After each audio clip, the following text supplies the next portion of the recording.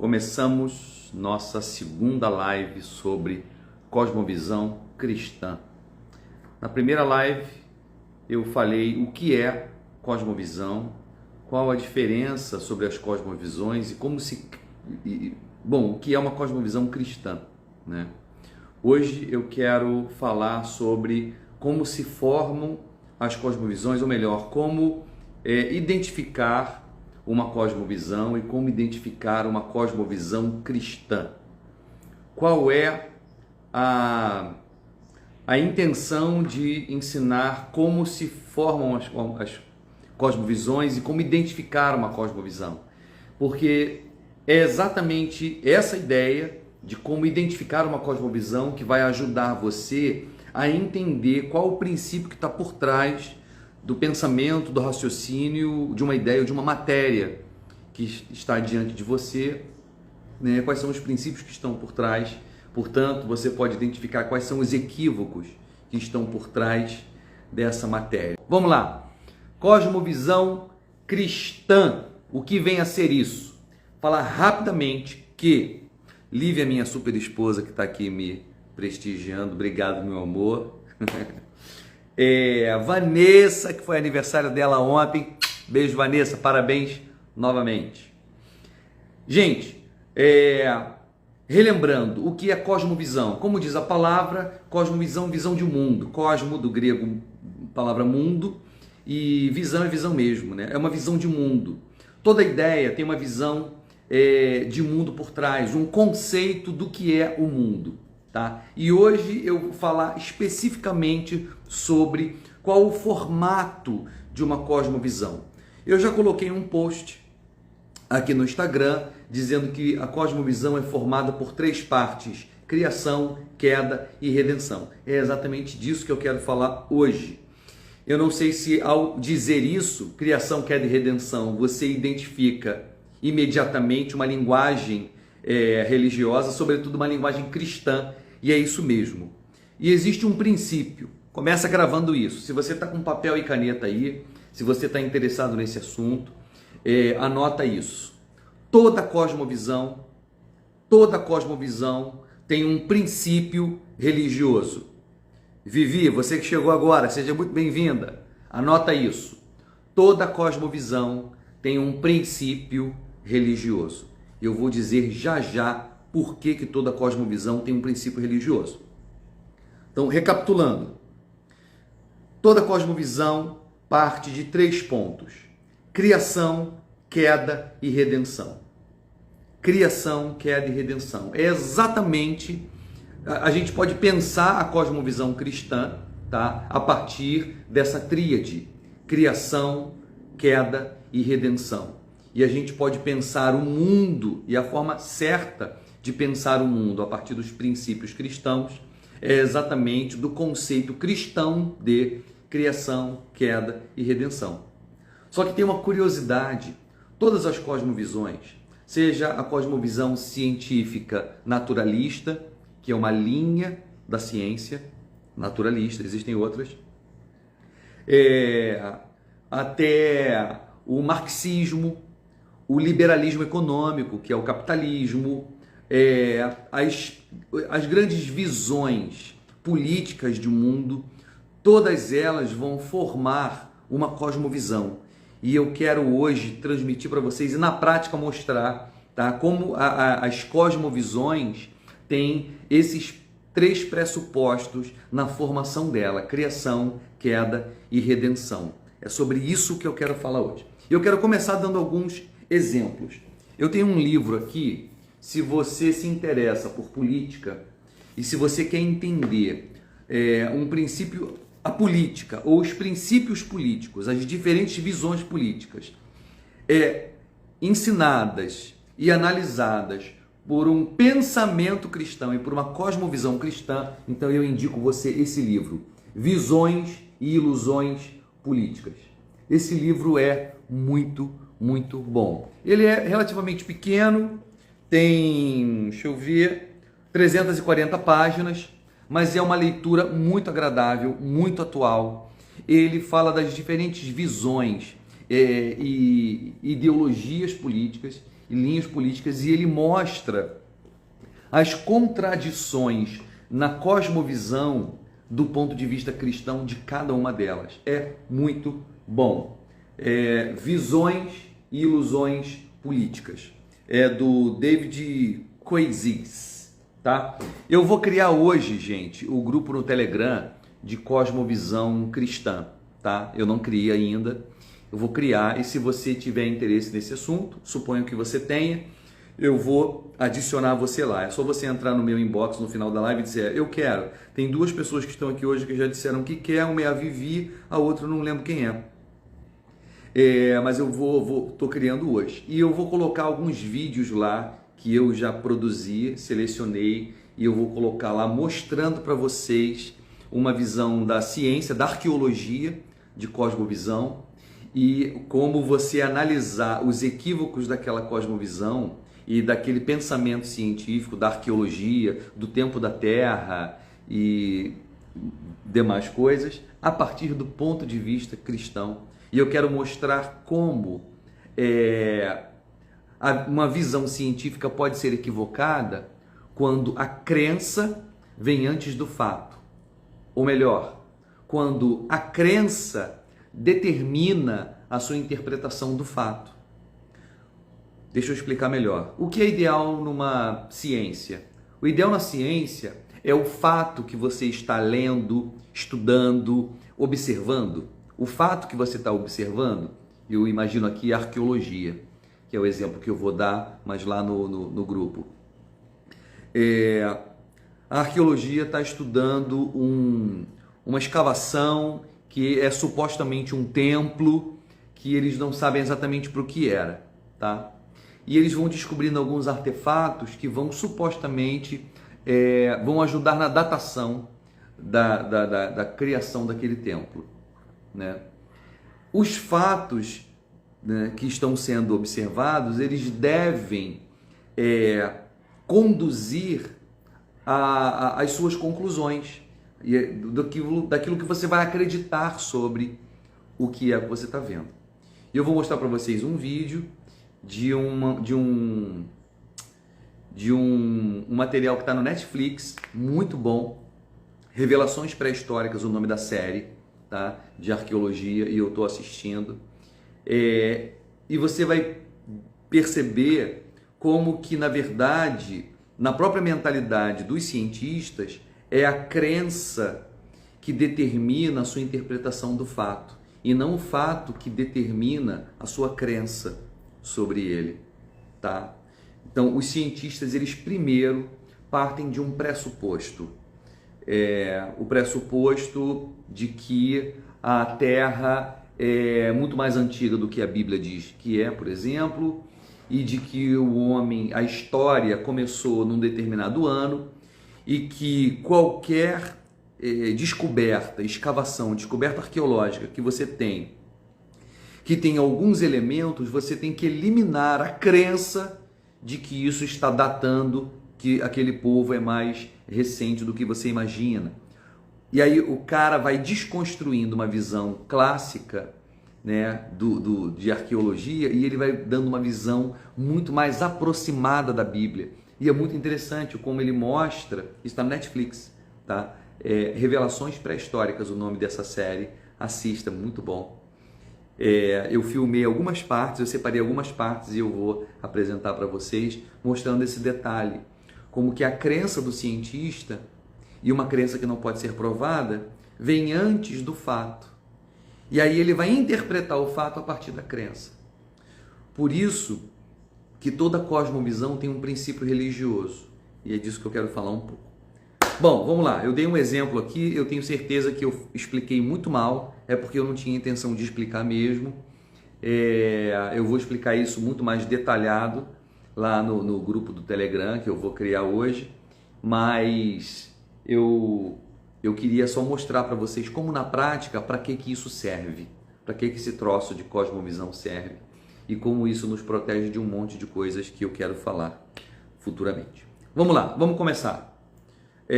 Qual o nome da série? O nome da série, Nanda, é Revelações Pré-Históricas. É um um jornalista investigativo que escreveu um livro há anos atrás com o título As Digitais de Deus, né? Onde ele mostra como que existe na história da humanidade, na natureza, marcas da existência de Deus. É muito interessante. E aí ele resolveu fazer um documentário que está no Netflix com esse título, Revelações Pré-Históricas, onde ele quer provar que o pensamento arqueológico clássico está equivocado a respeito de uma série de coisas. E ele faz uma releitura dos elementos históricos, né, e arqueológicos, e ele visita todos eles, ele mostra uma linha de pensamento, uma linha de raciocínio muito lógica, muito concatenada, e ele mostra princípios por trás daquilo, e ele apresenta também como que os arqueólogos combatem ele, por que combatem. É muito interessante e é muito aproximado da Bíblia. Por exemplo, ele acredita no dilúvio, né? E ele mostra como que só o dilúvio consegue explicar alguns elementos arqueológicos que ele encontra. É isso aí, Cíntia, revelações pré-históricas, tá? Então, vamos lá. Criação, queda e redenção. Essa é a fórmula de todo pensamento, de toda cosmovisão. E a cosmovisão são princípios que estão por trás da maneira como a gente percebe o mundo. E a partir da cosmovisão que a gente tem, seja ela consciente ou inconsciente, ou seja, tenha você consciência de qual é a sua cosmovisão, ou não tenha você consciência de qual é a sua cosmovisão, você a tem. E você começa a perceber o mundo e a se relacionar com ele a partir desses princípios e desses pressupostos. Então, o nosso princípio, suponho eu que todo mundo aqui é cristão, e como é o nome dessa série, né, desse estudo que eu estou dando, é Cosmovisão Cristã. A cosmovisão cristã, ela tem uma tríade: criação, queda e redenção. Nós cremos que Deus criou o mundo e que Deus criou um mundo bom. E o mundo sofreu queda, corrupção, depreciação por causa do pecado do homem. Então, a queda do homem, todas as mazelas, doença, morte, envelhecimento, guerra, pobreza, injustiça, malignidade, tudo que a gente encontra de catástrofe no mundo, seja humana, seja natural, é por causa do pecado humano. Então, o principal problema da humanidade, tá, e do universo é que o homem rompeu a sua relação com Deus. Tá? Então, nós temos um conceito de criação. Deus criou o homem, criou o mundo. Deus criou o homem à sua imagem e semelhança. Deus criou a natureza e os animais. A gente tem em Gênesis capítulo 2 o mandato cultural. Deus dizendo que dá ao homem não só o direito, mas o dever e a responsabilidade de governar sobre a terra, sobre os animais, sobre a natureza e cuidar dela, né? Então nós temos um conceito de criação, nós temos um conceito de queda. O homem pecou contra Deus, rompendo relação com Deus, buscando autonomia, se rebelando contra o seu Criador, o conceito de queda. E nós temos um outro conceito, o conceito de redenção, que é Cristo que vem redimir o homem na cruz do Calvário.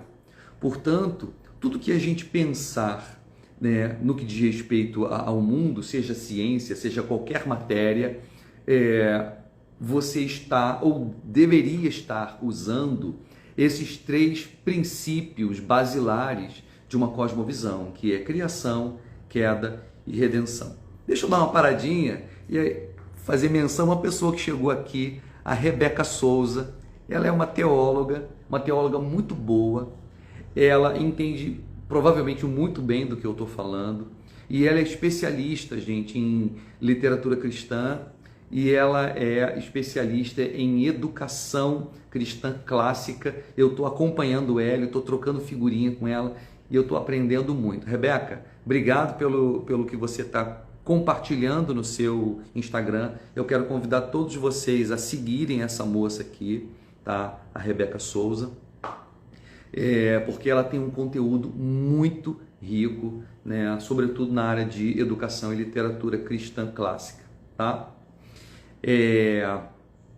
Pois bem, nós devemos pensar o mundo a partir desses princípios, tá? De cosmovisão cristã, criação, queda e redenção do ponto de vista bíblico. Só que todas as outras visões de mundo têm a sua cosmovisão, e toda cosmovisão é formada pelo conceito de criação, queda e redenção. E eu vou começar dando um exemplo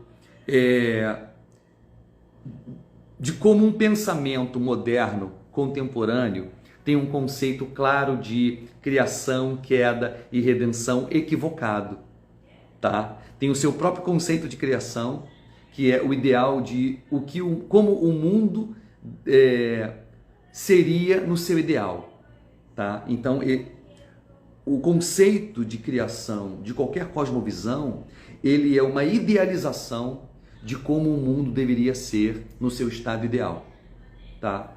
O conceito de queda em qualquer cosmovisão é qual foi o principal elemento que trouxe degeneração para a sociedade, para o ser humano, para a raça humana, tá? Qual é o problema básico?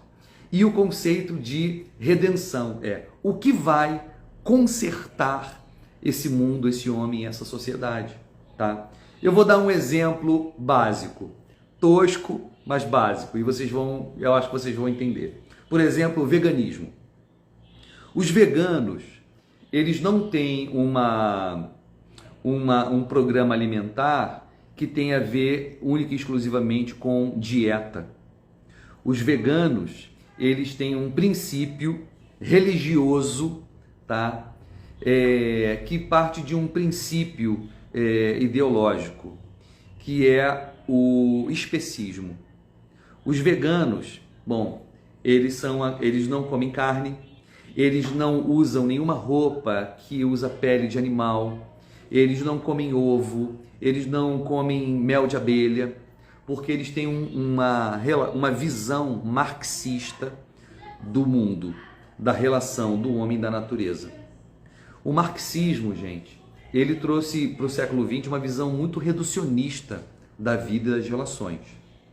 E ele faz com que a gente enxergue tudo como opressor e oprimido.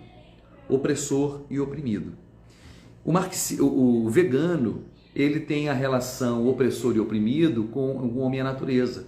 O homem é o opressor da natureza. O homem é o opressor dos animais. Porque Marx tinha um princípio. Aquele que tudo produz, a ele tudo pertence. Quem tudo produz, tudo pertence. Ou seja, por que o vegano não come ovo? Porque a galinha bota o ovo. Então o ovo é da galinha.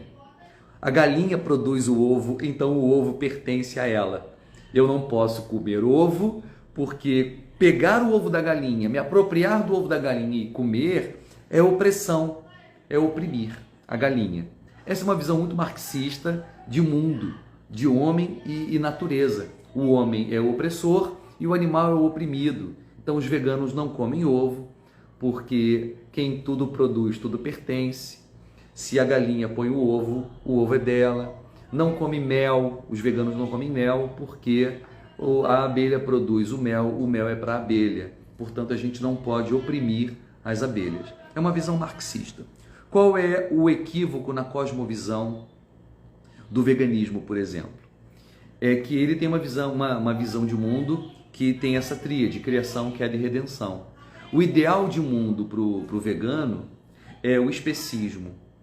E essa é uma doutrina muito equivocada, muito maligna também, de que os animais têm a mesma dignidade, a espécie animal tem a mesma dignidade que a espécie humana.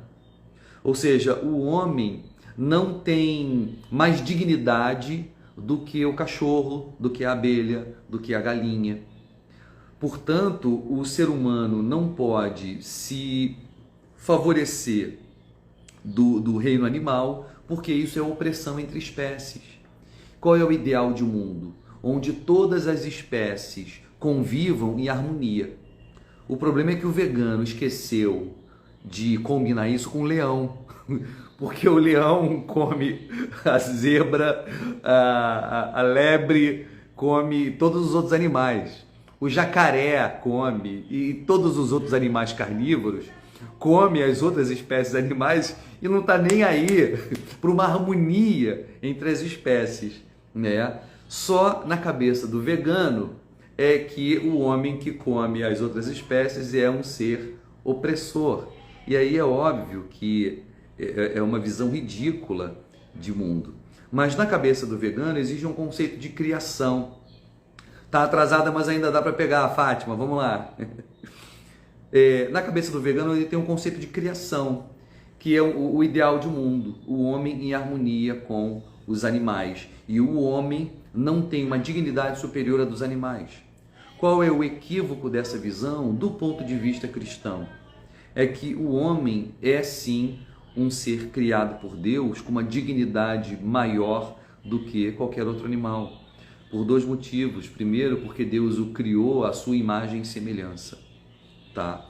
Então nós fomos criados à imagem e semelhança de Deus. Nenhum outro ser vivo é criado à imagem e semelhança de Deus. E o segundo motivo é que Deus disse no capítulo 2 que nós deveríamos governar sobre todos os animais da terra e sobre toda a natureza.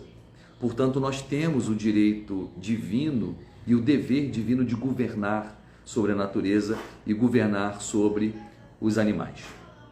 Pois bem, temos aqui a Aline, que é bióloga, dizendo que Deus fez tudo perfeito, viva a cadeia alimentar.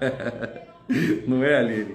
Pois bem, então os veganos têm um conceito de criação, que é o ideal do mundo, né? Que é o mundo de seres iguais, até inclusive os animais. Qual é o conceito de queda do vegano? Quando os homens começaram a se favorecer dos animais e oprimir, segundo ele, os animais. Esse é o conceito de queda. Quando a relação entre a espécie humana e as outras espécies animais se tornou desigual, segundo eles, opressora. E qual é o conceito de redenção? É a alimentação e o estilo de vida vegano. É o que vai redimir esse mundo, que para eles o principal problema é a opressão do homem sobre o animal. A gente pode passar a noite inteira aqui apresentando vários modelos. Então, por exemplo, um modelo político que eu acabei de contar é o marxismo. E para vocês não acharem que eu tenho implicância com o marxismo, eu vou apresentar para vocês também o conceito equivocado e as idolatrias que estão no extremo oposto do marxismo, que é o capitalismo e o pensamento liberal, do qual eu sou mais partidário, mas eu consigo, graças a Deus, ter lucidez para enxergar os excessos, os equívocos do pensamento liberal.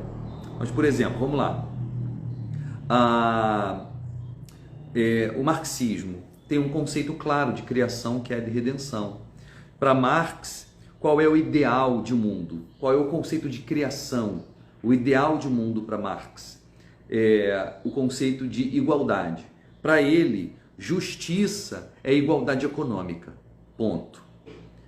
No seu conceito ideal de criação, de mundo ideal, o mundo foi criado para que todos os homens sejam economicamente e socialmente iguais. Esse é o conceito de justiça dele. Qual é o conceito de queda do marxismo? Onde foi que a raça humana deu errado para Marx? Quando houve acúmulo de capital. E aí, para Marx, o fruto do conhecimento do bem e do mal, do qual o homem comeu, se a gente pode fazer um paralelo entre o marxismo e o cristianismo, o fruto que ele comeu não foi a desobediência a Deus, foi, na verdade, o acúmulo de capital. A maçã, né, ou o fruto, é o dinheiro, o capital. E a desigualdade econômica, né, é o conceito de queda, que é o que trouxe destruição e depreciação para a raça humana. E onde está o conceito de redenção do marxismo? O conceito de redenção do marxismo está no comunismo ou no socialismo, que é uma estrutura de governo que vai redimir a raça humana da desigualdade social. E eles vão enxergar o mundo a partir desse conceito de criação que é de redenção. O ideal do mundo é a igualdade, a queda do homem, o grande problema da raça humana é a desigualdade econômica e o mal do mundo é o capital. E a redenção está num sistema de governo chamado comunismo ou socialismo, né? Então, assim a gente faz a leitura das cosmovisões. E é a partir dessa cosmovisão que essas pessoas vão ler o mundo. E aí, a partir disso, e o Marx foi um filósofo, um dos que mais influenciou o século XX, né? E agora o século XXI, eles vão ler tudo o que acontece, né? A partir do marxismo, sabe? Então, essas são as lentes a partir das quais eles vão enxergar tudo. Depois que a União Soviética quebrou e o mundo percebeu que a grande esperança do comunismo, ou do socialismo, como você queira, não deu certo, eles criaram um socialismo fabiano, que não tinha mais a intenção de estabelecer um sistema de governo igualitário, né, do socialismo, do comunismo, a partir do fuzil, trancando as pessoas dentro de um país, enfim. Mas agora eles tinham a intenção de criar um conceito de igualdade não mais econômico, mas social. E aí você começa a ter diferentes classes lutando entre si, porque um princípio do marxismo é que a sociedade é luta de classes, né? Que é um pressuposto do qual eu não concordo. E é você reduzir a sociedade a uma luta de classes, enfim. E aí eles criaram luta de classes entre sexos, e aí vem o conceito de feminismo e de machismo, entre gênero, e aí vem o conceito de homossexuais versus heterossexuais.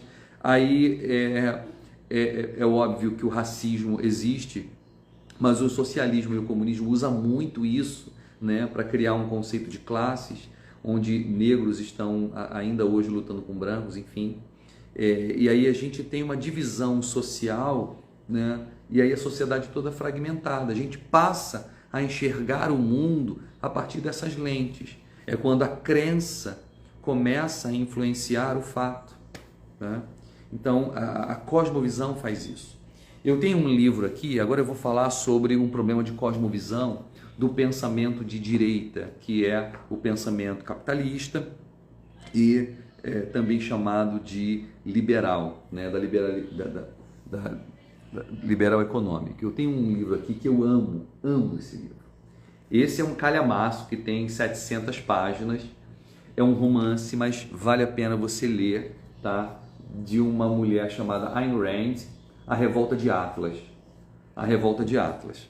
Ela pensa os Estados Unidos num ponto de vista distópico. Os Estados Unidos virou socialista e os grandes empresários que criaram as grandes empresas que produzem dinheiro, que movimentam o país, eles começam a ser boicotados pelo governo, o país começa a quebrar, passa por uma grande quebradeira, e ela ensina muito bem a relação entre empresa e Estado, entre o cidadão, os mecanismos de opressão que o Estado tem e cria, e como o excesso de Estado cria pobreza. É fantástico, os diálogos, tudo, muito bom. Ayn Rand, A Revolta de Atlas. A Ayn Rand viveu na União Soviética, ela nasceu na União Soviética.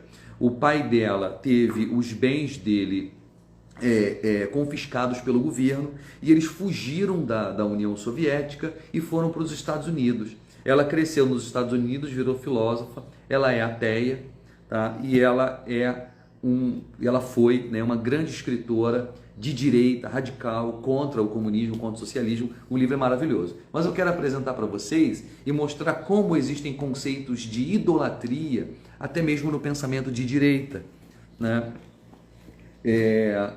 E olha só, uma parte do livro, eu tenho ele sublinhado aqui de quando eu li. Eu tenho isso, gente, eu nunca leio sem caneta. Então tá aqui, ó. eu marco e aí depois fica muito fácil eu voltar naquela parte que eu sei que está escrito aquela coisa que eu marquei mais ou menos assim e tal, e poder compartilhar. Só para vocês entenderem a leitura,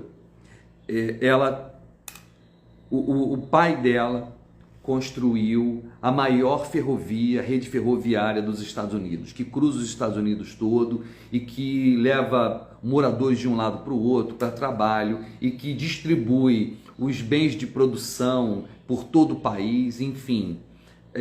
A rede ferroviária, que ela hoje é presidente, sustenta os Estados Unidos na história, né? Isso aqui não é história com H, é um romance que ela criou, onde a mulher que ela descreve é a presidente dessa empresa, dessa ferrovia, e ela vai descrever agora a relação que essa mulher, a presidente, tem com a ferrovia, tá? Com a central ferroviária e com a estátua do pai dela.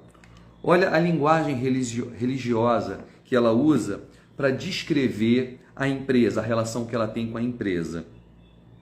Ela diz assim, que a tal mulher sempre achava que a plataforma era como um templo. Ela está falando da central do trem, tá? A plataforma era como um templo e que a abóboda principal da plataforma tinha a paz de uma catedral que se espalhava protetoramente acima da atividade fabril dos homens. Ou seja, era aquela abóboda que parecia uma catedral que se estendia acima dos trabalhadores, protegendo eles. Portanto, a ideia de que é a empresa que produz proteção para os homens. E depois ela diz, dominando a plataforma, mas ignorada pelos viajantes, por ser uma visão a qual já se havia acostumado, estava a estátua de Nathaniel Taggart, o homem que fundou a ferrovia, fundador da rede. Dagny, a tal mulher, que hoje era presidente da ferrovia, era a única pessoa que parecia lhe dar atenção. Jamais a ignorava ao passar por ela. Sempre que ela passava pela plataforma, ela ficava ali contemplando. Olhar para aquela estátua enquanto atravessava a plataforma do terminal era a única espécie de oração que ela conhecia. Pois bem, ela dizer que a única espécie de oração que a personagem do livro conhecia era a contemplação da estátua do ancestral que criou a ferrovia e que a abóbada central era como um templo que protegia as pessoas que passavam ali para ir para o trabalho, é uma visão religiosa do universo da empresa, da vida, do trabalho, do dinheiro, né? Ela não conseguia ter nenhuma outra relação espiritual na vida. A espiritualidade dela estava no trabalho, estava naquilo que ela construiu. Ou seja, veja como as visões de mundo, elas têm um cunho religioso, porque elas partem também de crenças de que o mundo é uma coisa, que elas não têm como provar que é aquilo que elas estão dizendo. Ou seja, o conceito de criação, que o ideal de mundo seria aquele, ele não pode ser provado, tá? Eu não tenho como provar que o ideal de mundo é esse, né? Esse tal que se imagina. Eu só tenho como partir do princípio que é. Por quê? Simplesmente porque eu creio, porque eu acho que é assim, né? Portanto, todo pressuposto, ele não pode ser provado, tá? Esse é um princípio filosófico do pressuposto. Você parte de um princípio e esse princípio não pode ser provado. Se ele pudesse ser provado, o que prova ele seria o princípio, tá? Então você vai sempre estar andando para trás. Um princípio não pode ser provado. Por exemplo, a ciência naturalista, ela parte do princípio de que Deus não existe e de que, portanto, só existe natureza. E por que ela se chama naturalista? Exatamente por isso, porque ela acredita que tudo que existe veio de um processo natural de desenvolvimento. sem nenhuma intervenção sobrenatural. Tudo que existe é natureza, não existe sobrenatureza. Portanto, ela parte de um princípio.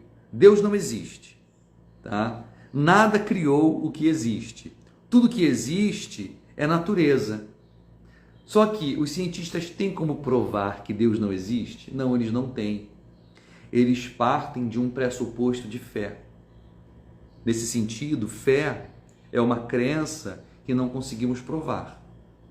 Portanto, a própria ciência, ela parte de um princípio de fé. Ela tem uma crença. Qual é a fé que ela tem? Qual é a crença que ela carrega, da qual ela não pode provar? A crença de que Deus não existe. E ela vai construir todo o prédio de raciocínio dela a partir dessa base, desse pressuposto, que é um pressuposto de fé. E um dos princípios para você desconstruir o raciocínio e o pensamento de alguém, seja essa pessoa quem for, cientista, marxista, capitalista, se você quer mostrar para ele o princípio básico da fé cristã, mostrando que o único que propõe coerência com a vida é a cosmovisão cristã, é a verdade cristã. Então, se você quer fazer isso, você pode demonstrar o equívoco de qualquer cosmovisão, mostrando o equívoco da base, do pressuposto básico. De onde você tira esse pressuposto básico?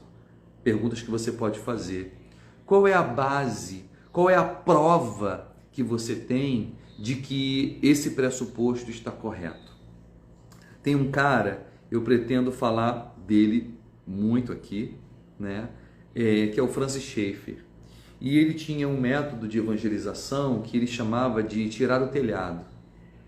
Ele diz o seguinte, e o método dele era tão poderoso que ele era capaz de provar por meio de argumentos lógicos e racionais que a crença da pessoa que ele estava evangelizando, seja ela qual fosse, estava equivocada. Então ele era capaz de, num período, uma conversa, demonstrar todas as incoerências lógicas e todas as incoerências racionais do argumento do outro. Tá? E ele chamava isso de tirar o telhado. Ele tinha o poder de fazer isso e ele era tão eficiente nessa arte que ele disse que se ele tivesse a oportunidade de evangelizar alguém na travessia de um rio da Suíça, onde ele morava, né, de barco, e a travessia levava meia hora, se ele tivesse meia hora para evangelizar, ele não evangelizava. Porque ele diz que o método de evangelização dele era primeiro mostrar todas as incoerências do pensamento, do raciocínio da pessoa. E aí ele tirava o telhado dessa pessoa, deixava essa pessoa completamente descoberta e em estado de desespero. Aquilo que eu acredito e acreditei a minha vida inteira é uma incoerência. Ele diz que se ele não tivesse tempo suficiente para construir e reconstruir uma nova cosmovisão a partir da verdade da Bíblia, então ele não evangelizava, porque a possibilidade dele deixar essa pessoa em estado de desespero era muito grande. Muito interessante. E o Francis Schaeffer foi um dos caras que mais influenciou o século XX da evangelização. A Cris está assistindo a minha live direto de... Você está onde mesmo, Cris? Dubai. Cara, isso é muito chique. Valeu, Cris. Um beijão. Então, gente, muitos dos conceitos que eu vou trazer para vocês vêm de Francis Schaeffer. E eu quero indicar os livros dele, apesar de os livros dele serem de leitura muito difícil, muito difícil. E eu tomei a decisão de, nesse ano, ler todos os livros de Francis Schaeffer, e eu tomei a decisão de ler todos os livros do C.S. Lewis. E, aliás, eu estou lendo um livro maravilhoso dele, e esse aqui, Ética para Viver Melhor, do C.S. Lewis. Gente, que coisa maravilhosa, que coisa maravilhosa. Vontade de compartilhar. Sabe quando você lê um troço, você diz, cara, todo mundo tem que ler isso. E eu tenho muita vontade de compartilhar, e eu vou compartilhar com vocês. Mas é uma leitura tão difícil, e a explicação é tão difícil, que eu não sei em que formato eu vou fazer isso ainda. Mas são dois homens, dentre outros, esses são dois homens que eles têm um conceito de cosmovisão muito claro, e eles foram os principais arautos da verdade no século XX, defensores da verdade no século XX. São homens que eles dialogam com o mundo, mas a partir dos princípios cristãos, sabe? Isso é maravilhoso. O C.S. Lewis, ele pensa as incoerências e inconsistências do século XX, né? E ele mostra isso com uma inteligência incrível, incrível. Mas é um texto que tem que ser lido 5 vezes, 6 vezes com paciência, até você entender a lógica do raciocínio dele, sabe? Mas quando você entende, abre a sua visão, cara, é maravilhoso. Enfim, por hoje é só. É isso, Vivi. Ele escreveu Cristianismo Puro e Simples, o C.S. Lewis. É um livro maravilhoso, maravilhoso. Uma pessoa que leu a trilogia do Francis Schaeffer é a Fátima, que está aqui, com muita concentração. A leitura dele tem que ser feita com muita concentração, que a Fátima está dizendo. Eu li há alguns anos atrás os livros do Francis Schaeffer e não entendi nada, tá? Voltei, peguei eles recentemente para reler e está fazendo sentido para mim, tá? E eu quero compartilhar isso com vocês porque é muito bom. Bom, vou deixar essa live por aqui. Eu falei então dos 3 princípios que estão por trás de toda a cosmovisão: criação, queda e redenção. Eu dei alguns exemplos práticos de como algumas visões de mundo têm esses princípios por trás dela, e saber disso nos ajuda muito. Por exemplo, quando eu estou conversando com alguém, em 5 minutos de conversa, eu já consigo pescar, né, mais ou menos qual é a cosmovisão da pessoa. Eu já entendi quais são os princípios que estão por trás do raciocínio dela. Não são todos muito diferentes, mais ou menos tudo igual. A gente conhece as cosmovisões que existem e a partir dali eu já posso começar a conversar com a pessoa, não citando o texto bíblico, mas mostrando através de princípios bíblicos e cristãos as incoerências do raciocínio daquela pessoa, que é um método de você debater de forma inteligente, coerente e elegante, tá? Com pessoas que estão interessados em conhecer a sua fé, ou talvez te contrariar, e você no mínimo mostra que você não é um tolo, que existe razão, né, na sua fé, existe inteligência na sua fé, existe coerência na sua fé. O Leandro está perguntando aqui: o liberalismo é pecaminoso? Vamos lá, Leandro. Não existe nenhum princípio político que seja santo ou que seja cristão, tá? Liberalismo, socialismo, comunismo. O que nós vamos ter alguns princípios políticos são melhores do que outros. Porém, os pressupostos, se levados até os pressupostos, tá, de todo o idealismo político, incluindo o liberalismo econômico, tá, se levado até as últimas consequências, ele vai se mostrar maligno. O que eu quero dizer é que eu acredito que um dos melhores sistemas, tá, econômicos, sociais, é o liberalismo econômico. Eu acredito nisso, no liberalismo econômico, ele é o melhor. Mas ele não é desprovido de pecados. A gente tem que saber olhar para o liberalismo econômico, para olhar para a sociedade e ver que o capitalismo, que é o liberalismo econômico, ele também produz muitas mazelas. Ele produz muitas mazelas, tá? Ele causa muitas injustiças. Qual é o erro? O erro é você olhar para as injustiças que o capitalismo causa, para as mazelas que ele causa, e você apresentar o extremo oposto do capitalismo como solução, que é apresentar o socialismo ou o comunismo ou a social-democracia como uma solução para o capitalismo, tá? E que não é uma solução. Ah, Michel, então como encarar as ideologias políticas? Como é que o conservador... Aliás, eu tenho um outro livro, hoje eu estou indicando um monte de livro, eu gosto de indicar livro. Esse livro aqui é muito bom para quem quer entender um pouco sobre o pensamento político conservador. Chama Política da Prudência, do Russell Kirk. Tá? O Russell Kirk, o primeiro capítulo, ele apresenta os 10 mandamentos do pensamento conservador. Os 10 mandamentos do pensamento conservador. E o primeiro deles é de que o conservador, tal como um cristão, ele acredita na pecaminosidade da raça humana.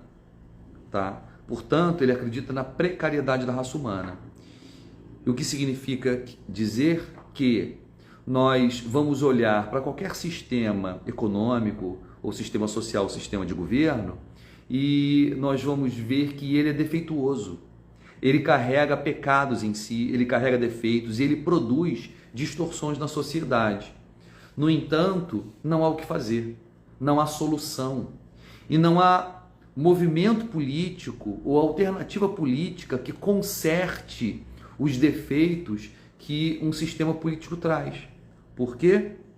Porque o problema não está no sistema político, o problema está na raça humana que é caída.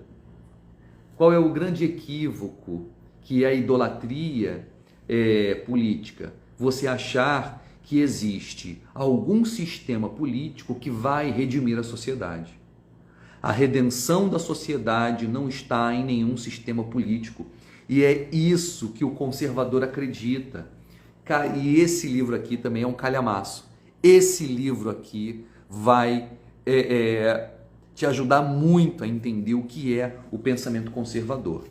Deixa eu falar uma coisa aqui que muitos vão considerar uma heresia.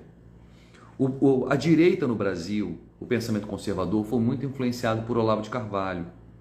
O Olavo de Carvalho tem muitas genialidades. Eu li todos os livros dele, tá? Mas o Olavo, ele também trouxe alguns erros e algumas distorções que são muito graves. Então a gente tem que tomar muito cuidado com o olavismo. Por quê? Apesar do Olavo ser cristão católico, ele tem algumas visões de como a gente deve lidar com a política que, do meu ponto de vista, não são cristãs. Tá? Ou seja, o Olavo é bom, mas ele não é Jesus. Então eu também tenho que ter capacidade de ler o Olavo, ouvir o Olavo e saber fazer críticas a ele. Eu vou dar um exemplo. Um erro do Olavo de Carvalho foi institucionalizar o pecado. Eu vou repetir.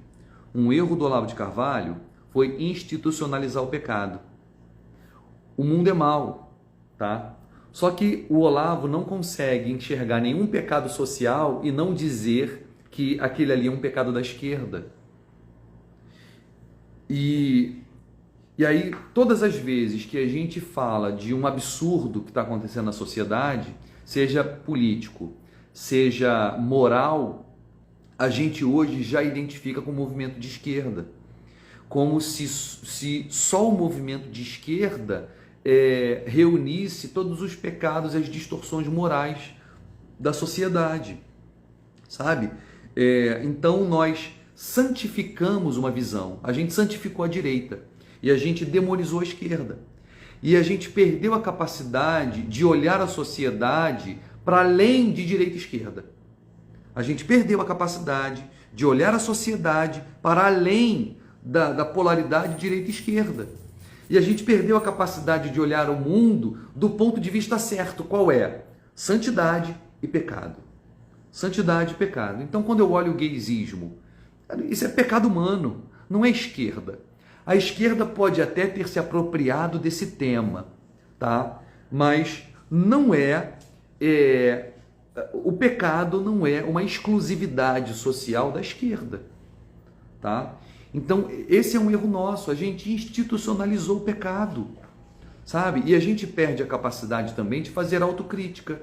A gente perde a capacidade de olhar para a direita como um movimento brasileiro e olhar para a direita como sistema de governo social e conseguir enxergar as injustiças e as pecaminosidades dela.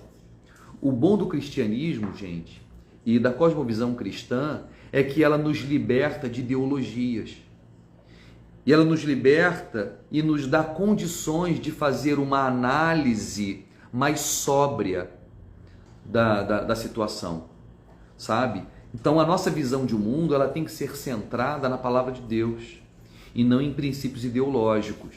E aí eu devo ler Olavo, eu devo ler Russell Kirk, eu devo ler Marx e conseguir ter uma ter uma abrangência de pensamentos sobre o mundo, ver os equívocos de um, os equívocos do outro, a luz que um traz em detrimento do outro, mas sempre ter a Bíblia e os princípios cristãos, ou seja, os pressupostos cristãos como princípio meu de análise de mundo e de sociedade. Uma coisa que eu não gosto do Olavo, né? E ele fala com todas as letras, e isso criou um movimento, né? E eu falo do Olavo com muito cuidado e com muito carinho, porque ele é um cara muito importante, ele é um gênio. Mas é óbvio, ele é pecador. Então, se eu não posso fazer uma crítica ao cara, o cara virou um ídolo, né? Bom, então com todo respeito, ele é muito mais inteligente do que eu, era, né? Faleceu, mas deixou um legado muito importante. Mas ele criou um movimento, né, de direita no Brasil, que ele diz que com a esquerda não se conversa. Ele diz, se você tem um parente de esquerda, se você tem um amigo que é de esquerda, rompa relações com ele, manda ele a merda, né? E ele fala muito palavrão.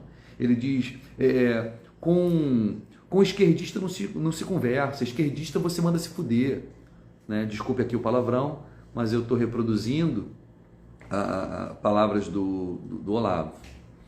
E aí ele cria um espírito de hostilidade entre dois grupos, né? A verdade não precisa ser assim, não precisa ser assim. Eu tenho princípios cristãos que me levam a querer ter comunhão com pessoas que pensam politicamente diferente de mim, entende? Então o meu cristianismo está acima da minha diferença política. Portanto, eu preciso pensar a minha relação com o meu irmão, a minha relação social, a minha relação política a partir dos princípios cristãos. E aí eu acho que o Olavo trouxe um espírito belicoso, sabe? O Olavo trouxe um espírito belicoso para o debate político brasileiro, né? Ele tem muita luz, me ajudou a enxergar um monte de coisa, me ensinou um monte de coisa, mas eu também tenho que ter a capacidade de fazer uma análise crítica, né, do pensamento dele. Deus abençoe, gente. Beijo no coração.